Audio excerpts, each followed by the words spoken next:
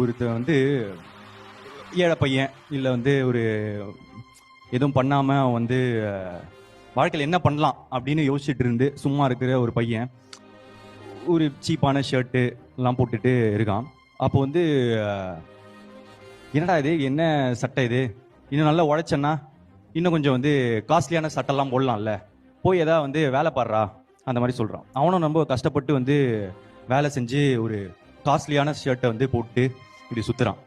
அப்போ இன்னொருத்த வந்து சொல்கிறான், டேய் என்னடா இது புது சட்டெல்லாம் இந்த மாதிரி காஸ்ட்லியாக இதெல்லாம் போடுற, இனிமேல் நீ பழசை மறக்கக்கூடாதா, எப்படி இருந்தியோ அப்படியே தான் இருக்கணும், காசு வந்துடுச்சுன்னா எல்லாம் மாறிடுவியா அப்படின்னு வந்து கேட்குறான்.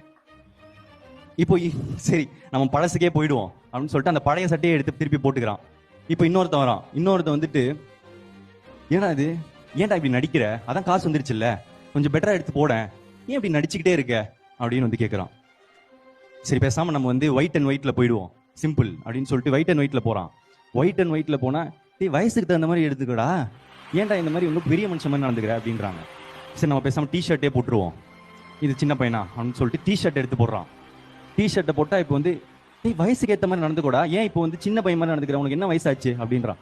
எனக்கு டிஷர்ட்டும் வேணாம் எதுவுமே வேணாம்னு சொல்லிட்டு சட்டையை கிழிச்சு போட்டு வந்து ரோட்ல சுத்துனா ஐயா பைத்தியம், சட்டை இல்லாம சுத்துறான் பாரு அப்படின்னு சொல்லிட்டு சொல்றாங்க.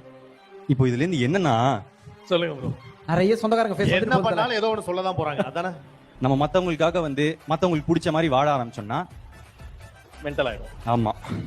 ஸோ அதனால மத்தவங்க வாழ்க்கையை வாழட்டும், நம்ம வாழ்க்கையை வாழ்ந்துக்கலாம் நமக்கு பிடிச்ச மாதிரி.